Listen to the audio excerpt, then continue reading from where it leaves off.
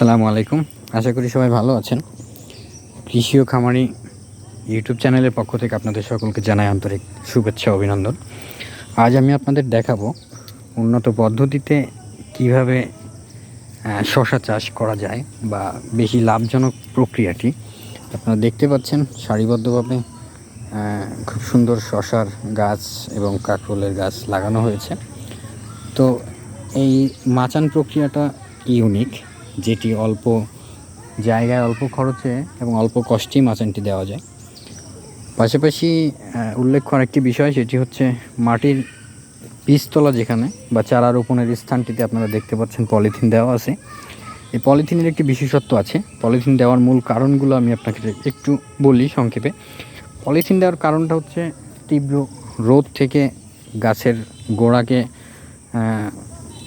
সরিয়ে রাখা বা প্রচুর রোদ যেন গাছের গোড়ায় না লাগে, গাছের গোড়ায় পর্যাপ্ত পরিমাণ পানি ধারণ করে রাখে এবং এছাড়া এখানকার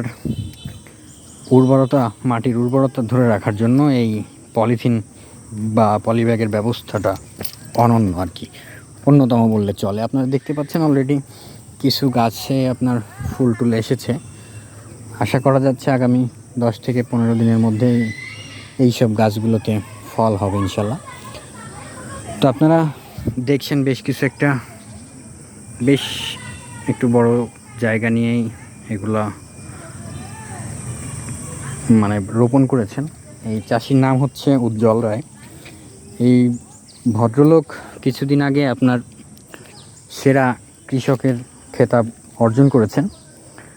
তবে খুবই মজার বিষয় হচ্ছে এই উজ্জ্বলদা, আমাদের যে সিনিয়র ভাই, সে জমি লিজ নিয়ে করে, তার নিজস্ব জমির পরিমাণ খুবই কম। তো আসলে ইচ্ছাশক্তি মূল বিষয় এখানে। মূল কথাটি হচ্ছে ইচ্ছাশক্তি থাকাটা জরুরি। যার ইচ্ছা আছে তাকে কেউ দমায় রাখতে পারবে না। যার ইচ্ছাশক্তি নাই তাকে যতই আপনি সুযোগ করে দেন সে পারবে না, কারণ তার ইচ্ছা নাই। সুতরাং সবাই আসুন, কৃষিতেই বাংলাদেশের একমাত্র মুক্তি। বাংলাদেশকে যদি মুক্ত স্বনির্ভর করতে চান, অবশ্যই বাংলাদেশের কৃষিকে উন্নত ও স্বাবলম্বী করে তুলতে হবে। কৃষকদের জীবন ব্যবস্থার মান উন্নয়ন করতে হবে। তো সেই লক্ষ্যে কাজ করে যাচ্ছেন উজ্জ্বলদা। আপনারা সকলে দোয়া করবেন দাদার জন্য, পাশাপাশি বাংলাদেশের সকল কৃষকের জন্য দোয়া করবেন। তারা যেন স্বনির্ভর হতে পারে, তারা যেন সমৃদ্ধ করতে পারে বাংলাদেশকে। এমন চমকপ্রদ ও সুন্দর ভিডিও দেখতে আপনারা আমার ইউটিউব চ্যানেলটি সাবস্ক্রাইব করতে পারেন। পাশাপাশি আমি ফেসবুকে অ্যাক্টিভ থাকি। ফেসবুক সোহাইব হোসেন সাগর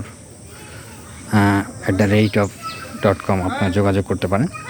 প্রয়োজনে বিভিন্ন কমেন্টস করতে পারেন, বিভিন্ন প্রশ্ন থাকলে আপনারা জানাতে পারেন, উত্তর দেওয়ার চেষ্টা করব ইনশাল্লাহ। যদি উপজেলা কৃষি অফিসারের কাছেই কোনো প্রশ্ন থাকে সেটাও আমাকে জানাতে পারেন। আমি আপনাদের হয়ে কৃষি অফিসারের কাছ থেকে সেই তথ্যটা সরবরাহ করবো ইনশাল্লাহ।